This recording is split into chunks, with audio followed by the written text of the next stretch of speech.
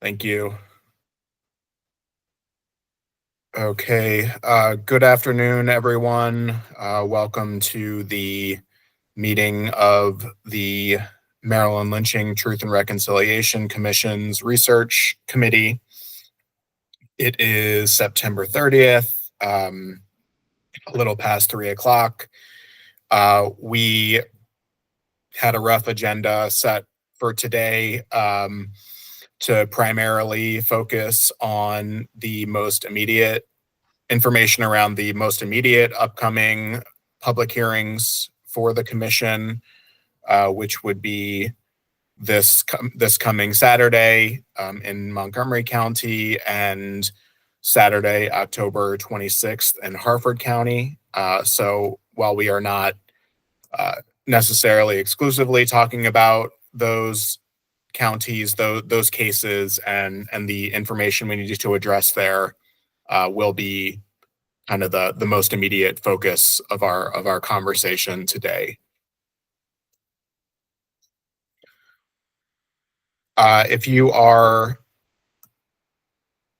a member of the public or new to the committee, please feel free to introduce yourself in the chat and also express if there is something that you were hoping to share or get out of the meeting today. So hopefully we can try to address that and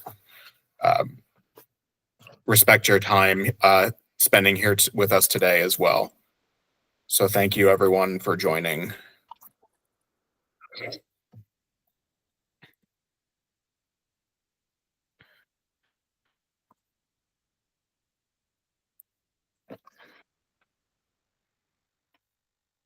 All right. So I'll jump into Montgomery County and certainly welcome input from the logistics committee with Amy here present, and also Heritage Associates. Brett and Donna are both with us.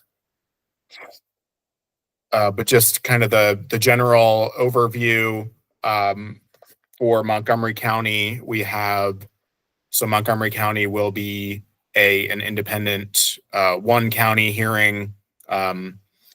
There are 3 known racial terror lynchings that we are addressing and interrogating here as a part of the public hearing. So those individuals are, and I'm going to drop what I think is the most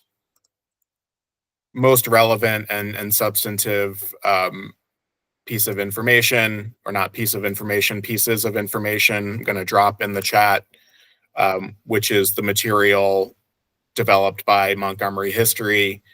But we have three individuals, again, that we are addressing. That's Mr. George Peck, John Diggs, Dorsey.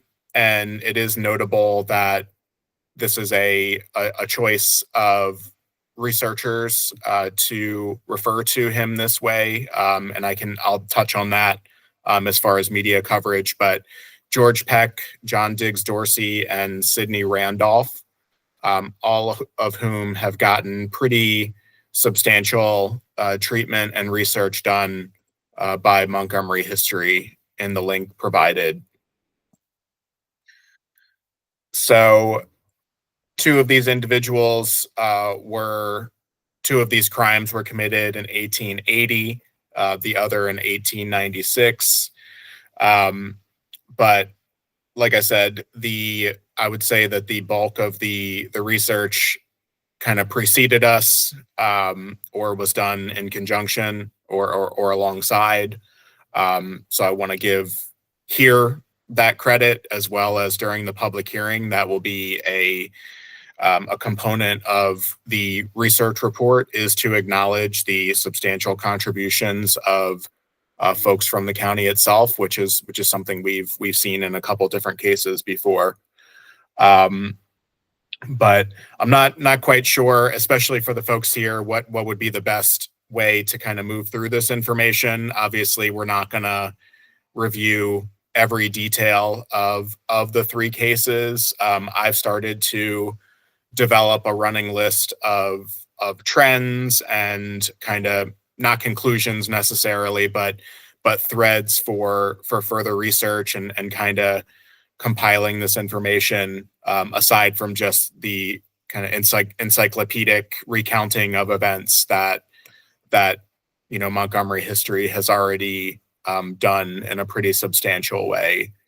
So I'm definitely open to questions about that, but also suggestions for ways that we can represent the research.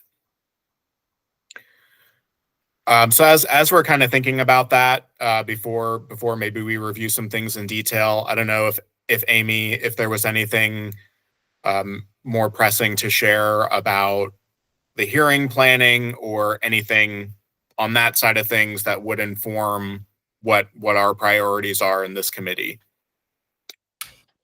Yeah, thank you, David. The Montgomery County planning meeting we actually have at 4:15 today. We moved it because of this meeting. So I wish I could have do both of these meetings at first because I'd have better updates for each group. We are trying to lock in the final pieces. As some folks here know, there is working out a video recording for a descendant of a perpetrator, if I'm understanding that correctly. So trying to get that, and that would be in conjunction to Cindy Randolph's murder. Otherwise, and I'm sorry, I've been traveling for work for the past 4 days, so my brain is, and I literally just walked in the door. Can you remind me, David or Brett or Donna remind me if I have received, if you've sent out all 3 bios, or are those still forthcoming? Yes, we've sent the profiles for all 3 Montgomery County victims. Okay, and I apologize. I thought you had, I just didn't want to drop that. Thank you. I understand what research can do to you. Good. So the hearing is this Saturday, as David said, October 5th at the universities at Shady Grove. We are asking people to register, even if you're a commissioner and happen to be on this call. Whether or not you're in person, we're going to plan in person or virtual. And I'm happy to put that link in the chat as soon as I'm done talking. So I think that's about it on my end. Brett? I should know this, but where do you register?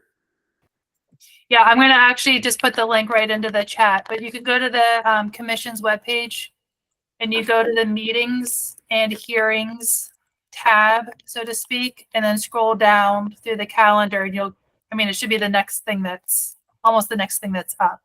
It may be on the landing page at this point. Thank you.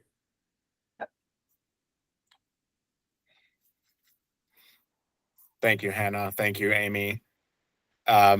Yeah, so just I know that was, there's a piece of this that is still in development, as Amy mentioned, about the descendant of an alleged or likely perpetrator, based on the account that we've seen.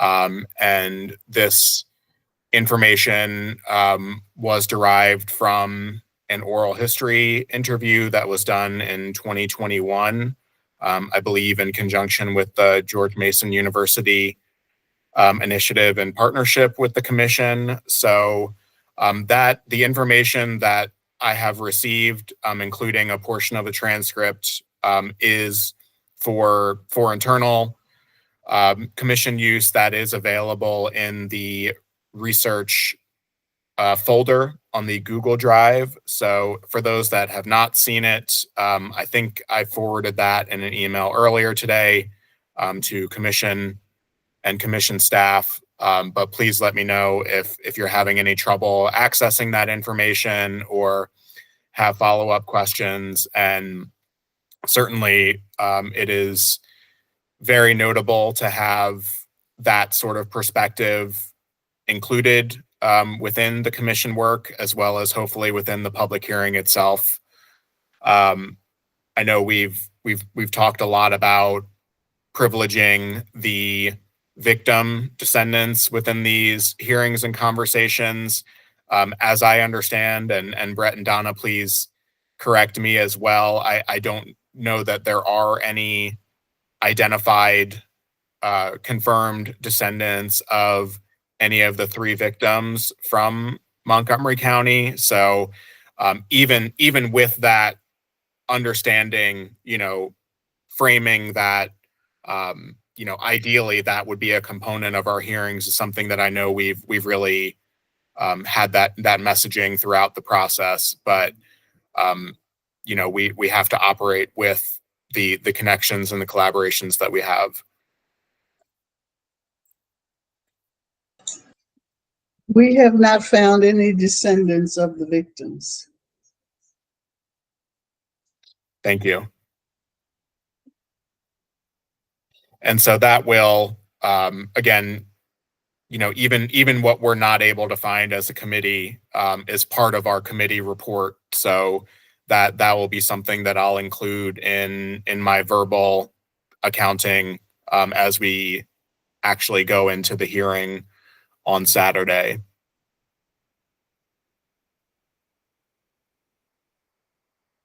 So again, in lieu of just kind of going through all of the profiles as well as the information that was shared by Montgomery History, I'm just going to touch on a few of the trends and developments out of the research that I think our committee and all of our colleagues should know kind of going into the actual hearing. And again, whatever I write up for the committee report will be available to everybody here who is in the commission or associated commission staff through the Google Drive.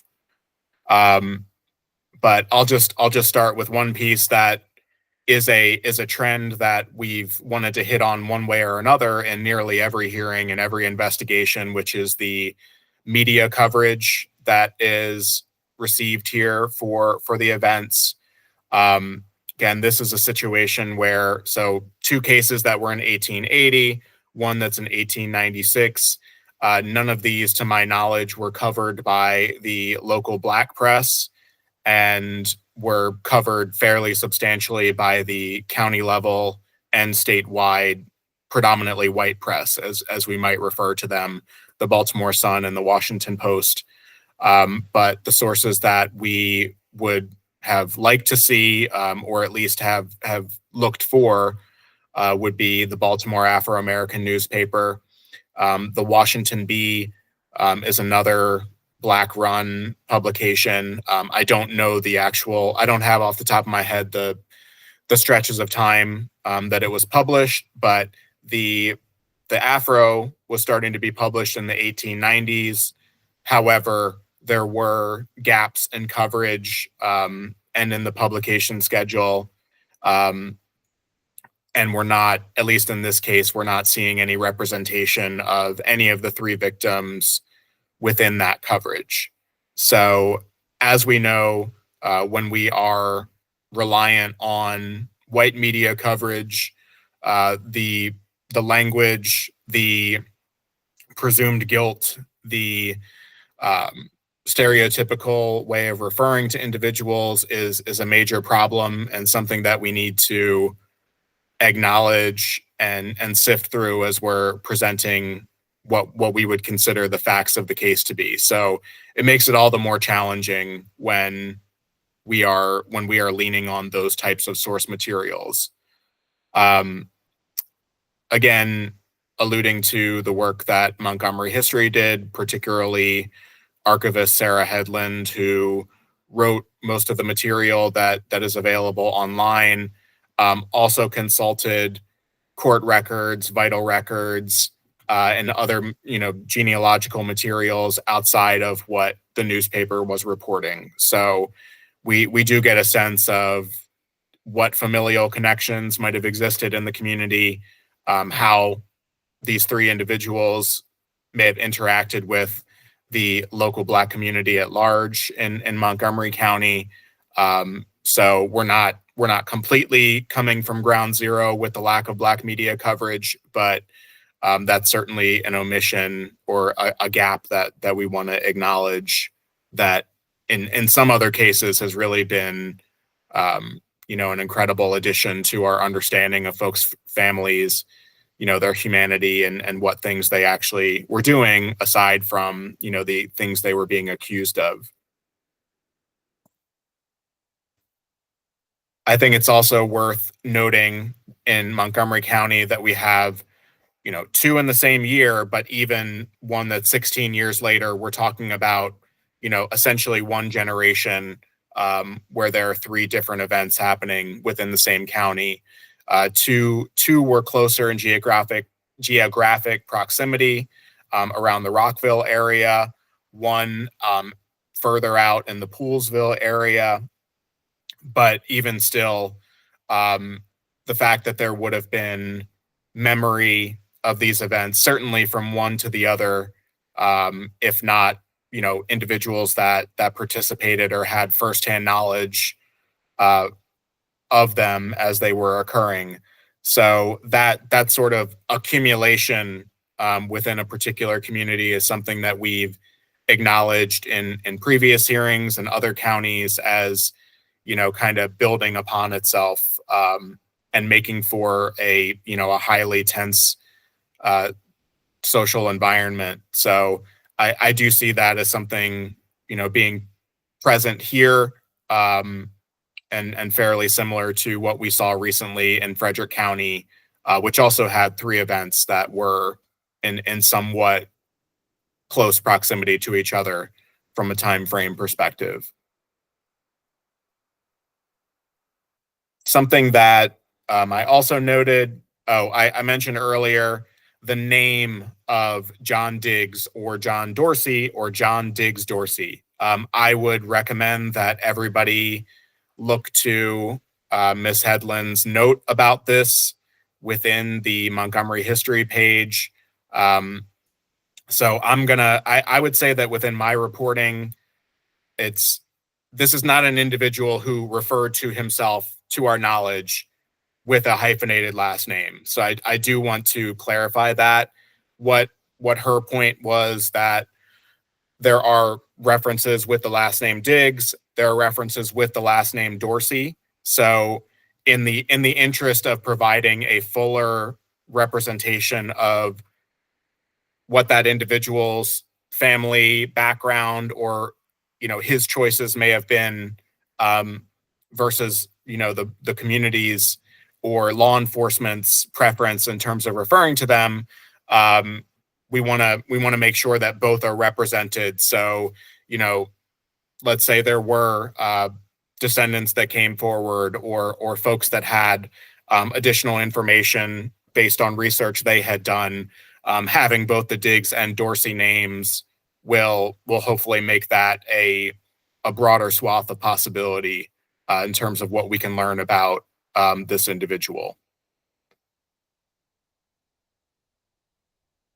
Another note about the social context of particularly the Sidney Randolph case, something that is referenced in a few different primary sources as well as the secondary research, is that there was another lynching victim, I believe within the same week of Mr. Randolph. But what makes this somewhat unusual is that it was a white lynching victim from Charles County named Joseph Cocking, who was accused of murdering his wife. So as some of us that, especially those within the state archives or that have been working on this for many years, know there are a few lynching cases in Maryland that we have not included under or have not been included under the purview of the commission. because they don't meet the definition of a racial terror lynching. Joseph Cocking is one of those individuals. But because these events happen in such close proximity to each other, that especially caught the notice of the governor and other public officials, and got more attention toward trying to, rectify that mob law was occurring within the state. So that proximity, hearing how it's associated with things happening in other counties, that statewide context of not just racial terror, but violent vigilante type violence, is another association that is noted within the research.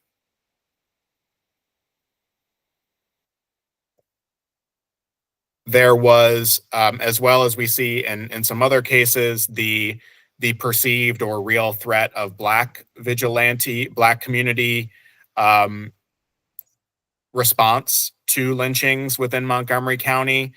While, as far as I can tell, that did not escalate or perhaps was proven to be untrue, this is a trend that we've seen in multiple other counties and multiple other communities, including Frederick County, Queen Anne's County are two that come to mind, where, again, this either real or perceived threat that the Black community would have a response and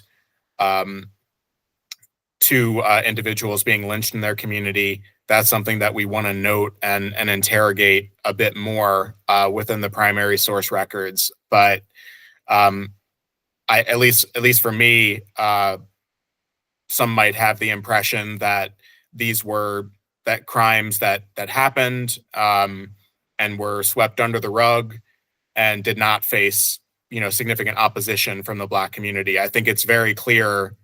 There's a preponderance of evidence across counties that the Black community were not, silent victims in the sense where, you did actually have legal challenges. You did have community challenges both before and after lynchings took place.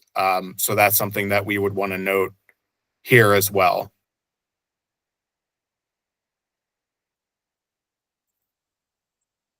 So those are just some of my impressions as I am compiling and reviewing information in the lead up to Saturday. Any other for those on the committee or Brett and Donna, any other trends or notable facts, details that we should be aware of or that need further interrogation?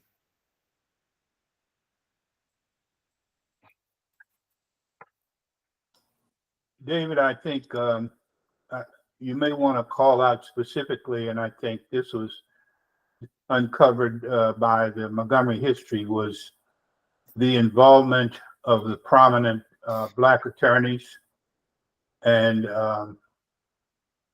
Ida B. Wells with the Randolph case.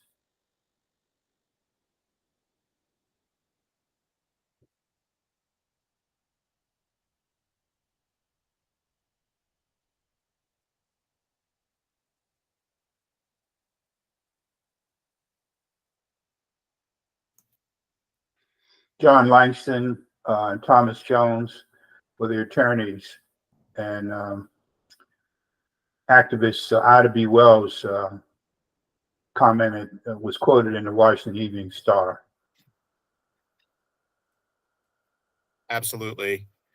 And do you know, I should be looking at this information, and again, just forgive me, I'm working from home because there's a situation in Baltimore City that impacted a lot of downtown's networks and internet access. So I'm a little bit limited as far as the material that I have access to right now. But as I recall, you mentioned the involvement of prominent Black attorneys.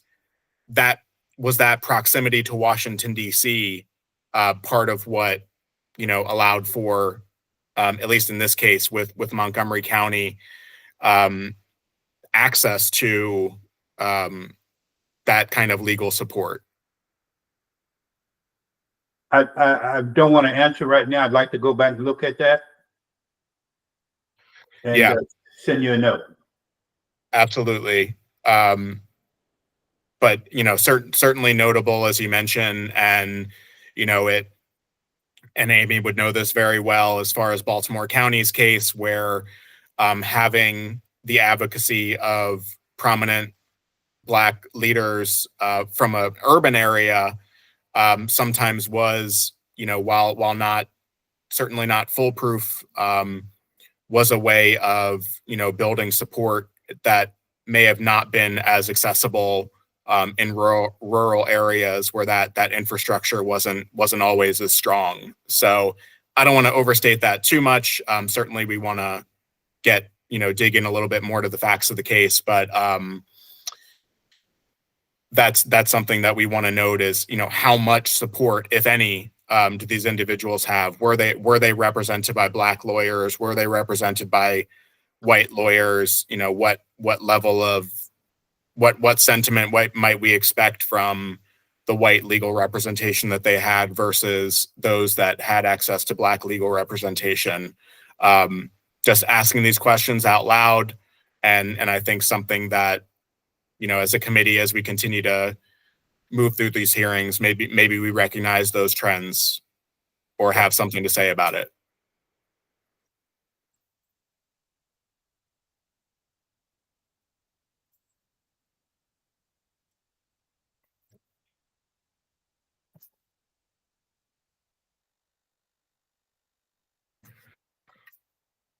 So do we have any questions or comments about the Montgomery County hearing or the associated research?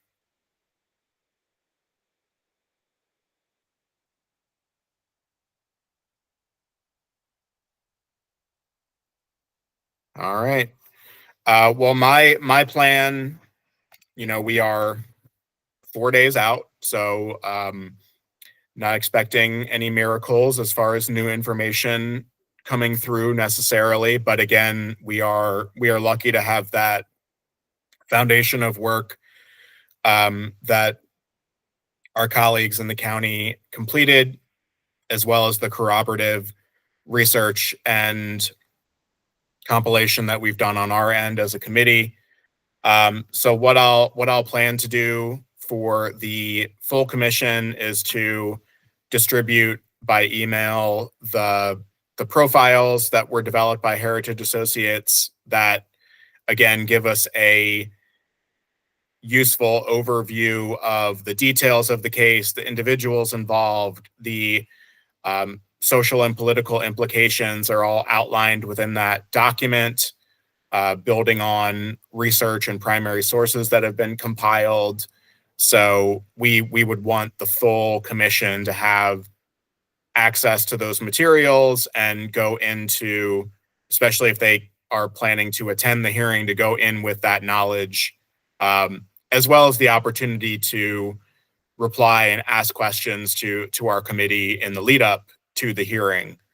But I'll point them to that information as well as to the website that was referenced. The Google Drive would contain, essentially just reproductions of the same documents in many cases. So, committee members can access that way as well.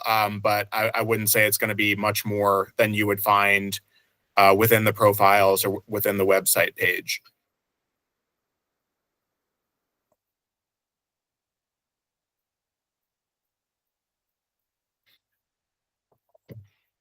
And Amy, can you confirm if is Dr. Chavis going to participate in that meeting later today?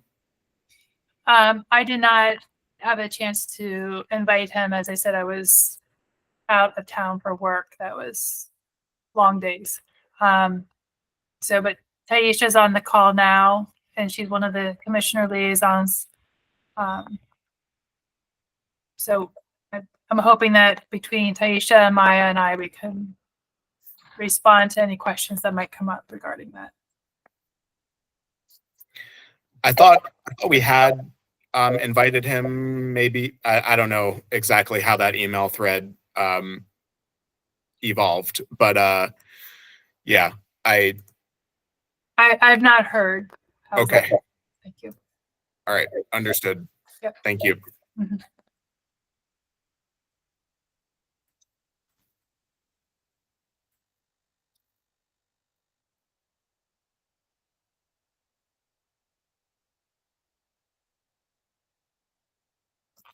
The next public hearing that we have scheduled is for October 26th in Harford County. That is covering victims from both Harford County and Cecil County.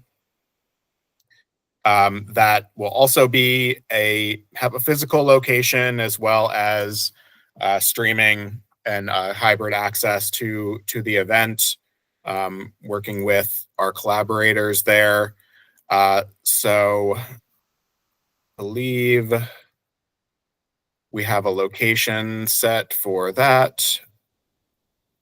Yeah, Which can I jump in? I think the location for the Harper Cecil County's hearing is especially compelling. While it wasn't the actual physical church of Lewis Harris, who was the third of 3 known lynching victims in Howard County in 1900. It is his home church, I believe. So it's not the original, it's not the building that he attended. It's a newer building. So there is a physical sort of, anchor that's really compelling in addition to the narratives that will be shared during the hearing. Sorry to jump in, David, but I feel like it's important as part of the story. Absolutely. And I'm seeing the flyer that I was trying to pull up as I was speaking, which identifies Ames United Methodist Church that you were just referring to. So, I mean, that's certainly valuable information, especially for those of us that are coming into these communities for perhaps the first time or coming in as an outsider, so to speak, knowing the context of the places that we will be entering, in addition to the details of the cases that we are addressing is extremely important. So I think that should be a part of our messaging this month once we get past Montgomery too.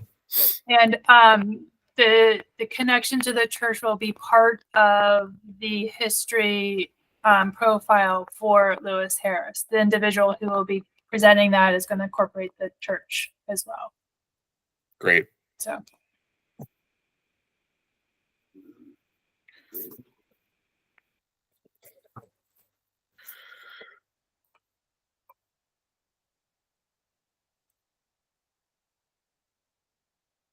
So with Harford and Cecil County, there are 3 cases associated with Harford County, including the aforementioned victim, Lewis Harris, and then 2 individuals from Cecil County that have also been identified by local researchers in particular. I do think it's notable that Cecil County, and I'm pretty sure this is true, but Chris, please correct me. I don't think Cecil County was previously represented in the archives, original listing of racial terror victims, lynching victims. So we do, again, give credit to external researchers that have brought that information to our attention, and through the course of this process, helped us to build a fuller list and representation for the state at large.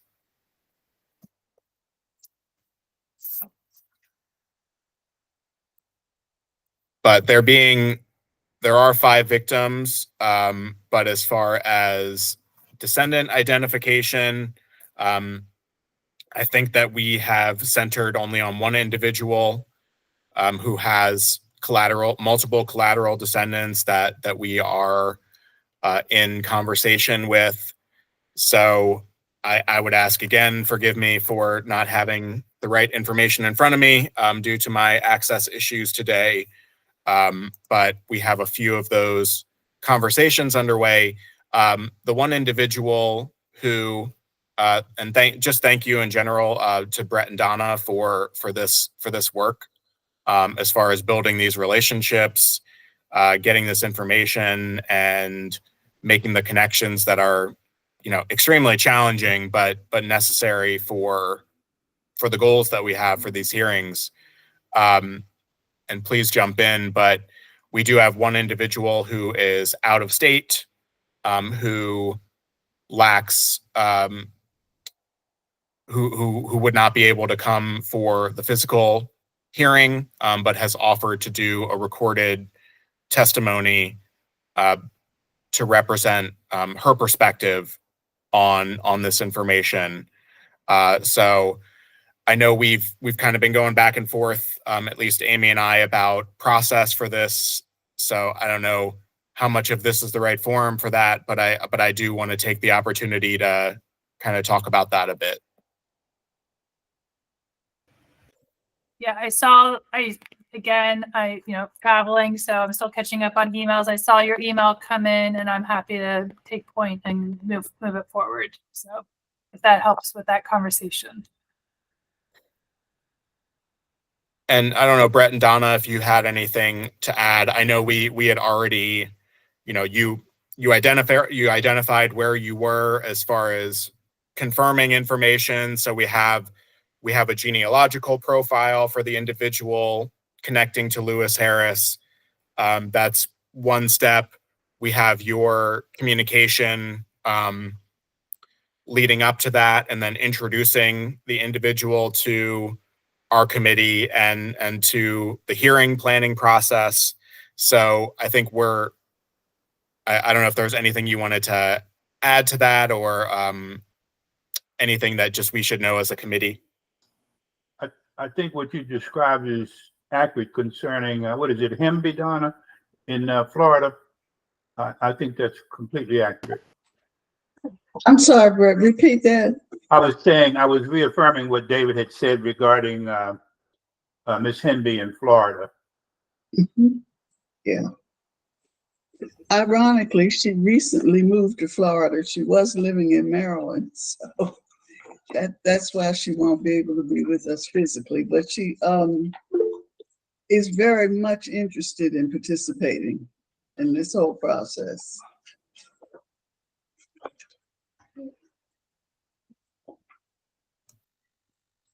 Yeah, Chris.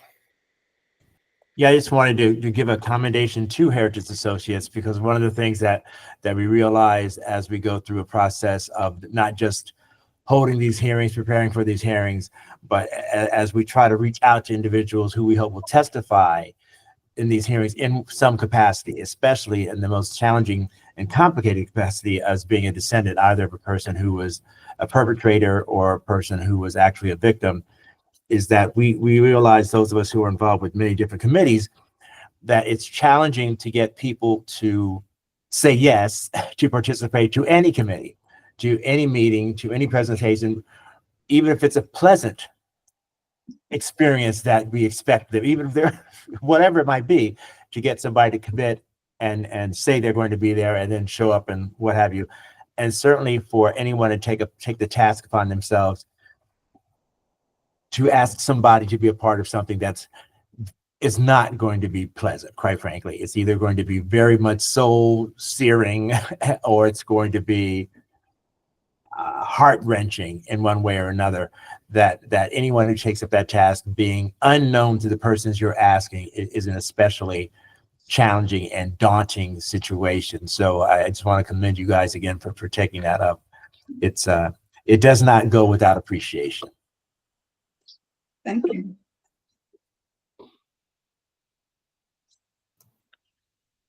Yes, Amy.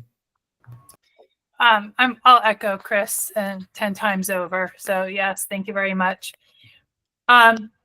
Slightly different. There is another type of descendant for the Harford County, same case, Lewis Harris. There is a family that supported his wife. I think they employed his wife around the time of his lynching, and afterwards. There is a descendant who is reflecting on whether or not they want to, I'm trying to protect identity, that they want, if whether or not they will be testifying or not. I think that this individual has spoken before. So that's in process. I just don't want for that to be a surprise. But it's a different type of descendant in that it's a community descendant that was acquainted with that family. And again, I think it's thanks to in this case, the local researcher, Harford County. So. Yes, and thank you for mentioning that, and also the, reiteration of, privacy in some instances that we need to exercise, understanding that these are public meetings, and until somebody is officially kind of on the docket, so to speak, we want to respect that part of the process as decisions are being made. Question for Donna and Brett that is relevant to this, but also other descendant communication. This individual was not aware of. We brought the connection to this individual, correct? And she was not aware or had not heard any family stories related to it. That's exactly correct. We found her through a cousin of hers who is not related to Lewis Harris, but because he put his tree on Ancestry.com, and he was kind enough to connect us to Sylvia Hemby. She had never heard any of this, but when I sent her the copy of the tree we compiled, she saw lots of names that she recognized as being related. And I think that was encouraging for her in terms of believing what we were saying and not thinking we wanted to rob her or empty her bank account or anything like that. But yeah, she didn't know anything, as most people we find don't know. These oral histories don't seem to be passed down. I guess they're too painful to discuss. And I think that goes back to Chris's earlier point about the complexity of this type of communication when, we are sometimes what could seem as out of the blue coming to individuals and saying that this is your history or this is your family's history. That can be, we understand the range of reactions that may come with that. So trying to stick with a process, like I alluded to earlier, and trying to do as much of that due diligence as far as verifying connections through primary sources and genealogical material, and having kind of an official invitation, if you will, from commission leadership once we get beyond that step, and we're talking about hearing participation. So not easy, can be very, have a range of emotions for the individuals, both when they hear it and if and when they participate in the hearing. So it's important for us to all remember that as we go into this. Yes, Brett. I was wondering if we've had any success with Miss Ware Alsop, or who I believe is a relative of Lewis Harris, and we have contacted twice in the past to no avail. I can't verify. I can verify that I passed along the information that we discussed, including contact information. I cannot verify if another outreach was attempted by leadership, but let me note that again. So had there been, I know this is probably in one of the various email threads, but was there a phone conversation, or was this limited to email or Ancestry chat?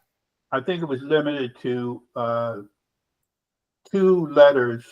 Donna, correct me if I'm wrong. Heritage sent a letter, and when that didn't get a response, David Facundley sent a letter on commission stationery, and that was not successful either. a letter, meaning it was an attached letter to an email, correct? Now this is It was not an email, it was a letter. We found physical. Okay. in Virginia. And in fact, the lady's surname was Alsop, and she lived on Alsop Road. So we sent a letter to her house, and then we found her daughter on Facebook, who is a makeup artist. And we sent a letter to her place of business, and no response.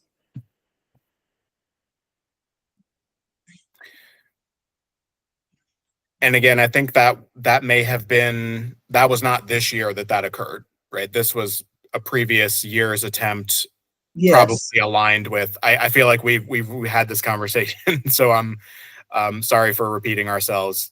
Let me, yeah, we can bring that to the executive committee again. I guess it also brings up the issue of, if somebody decides not to respond, or we presume they've decided not to respond, then, at what point do we kind of let it lie? But I guess now, considering that might have been a couple years old and we actually have a hearing date, maybe this is a little bit different situation where, we at least want to give them that opportunity. So thank you for that reminder.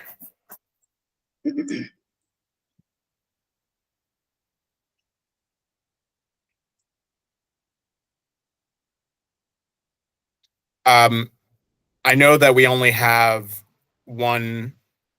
We've talked about Lewis Harris and the various collateral descendants and other community connections. Were there any leads with possible descendants of the other Harford or Cecil, that the committee can support any of that with Heritage Associates? We struck out on everybody else. Okay. I was looking for a John Jones when that's all you know about him. It's like looking for a needle in a haystack. But the others were just as elusive. Couldn't find anything.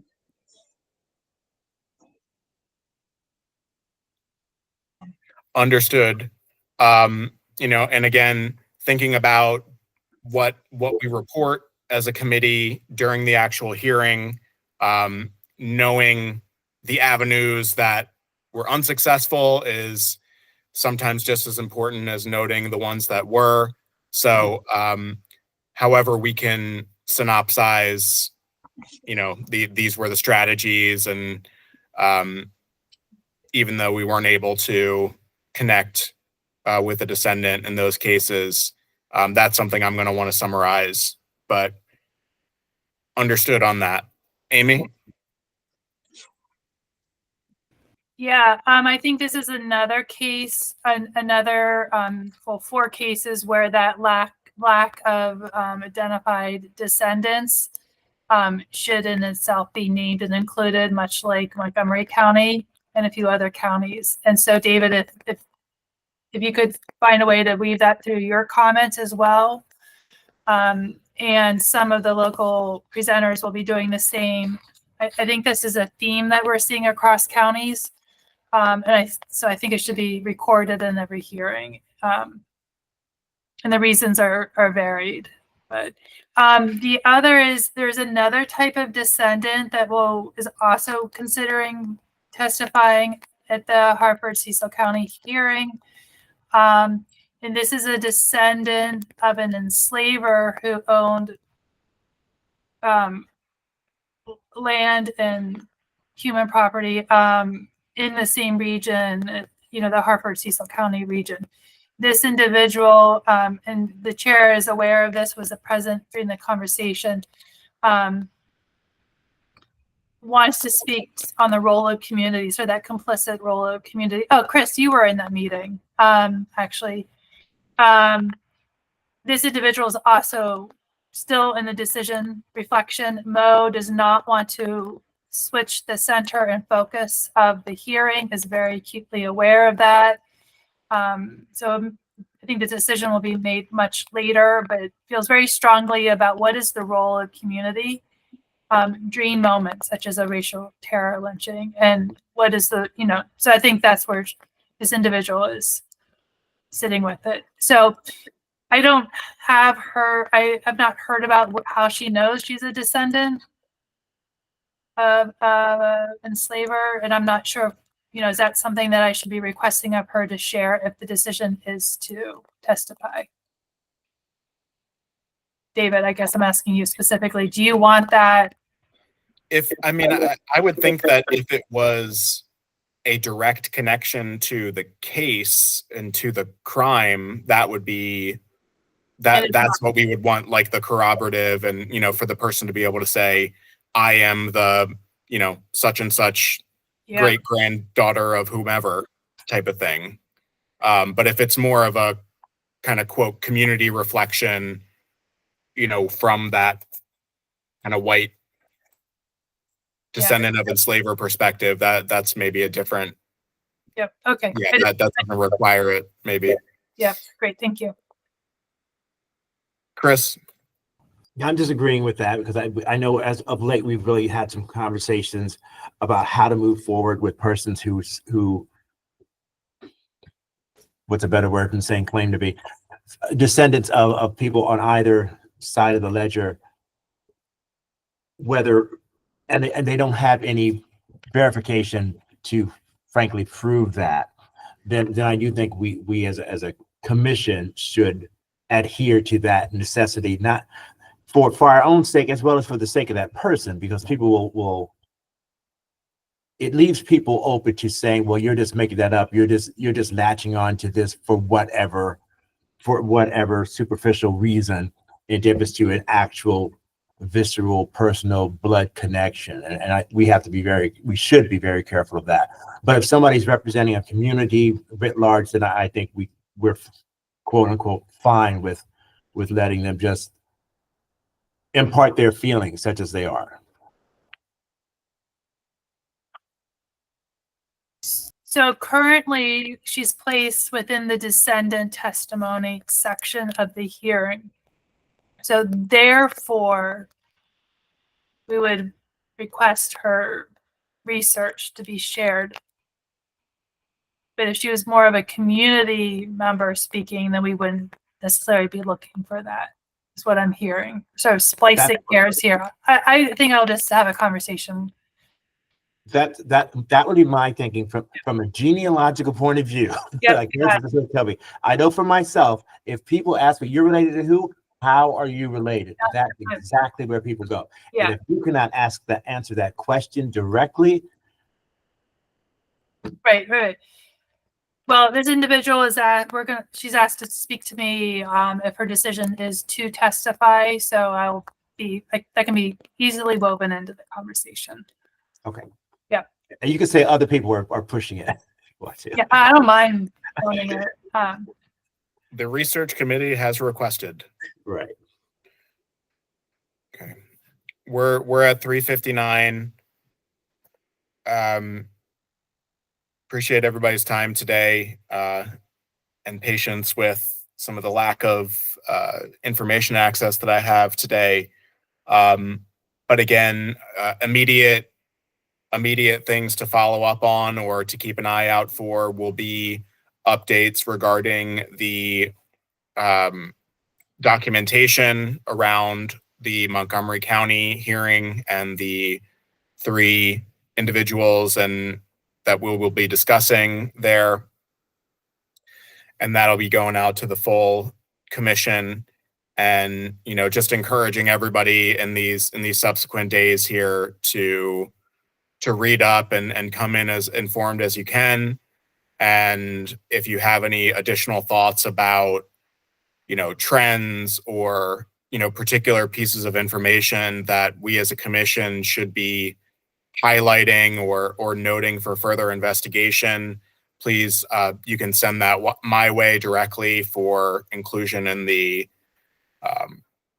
committee report Or if you'd like to send it to the full committee, I have no real strong preference there other than not blowing up people's inboxes. So definitely be in communication if any of those other thoughts or suggestions come to mind. All right. Thank you, everyone. Thank you all.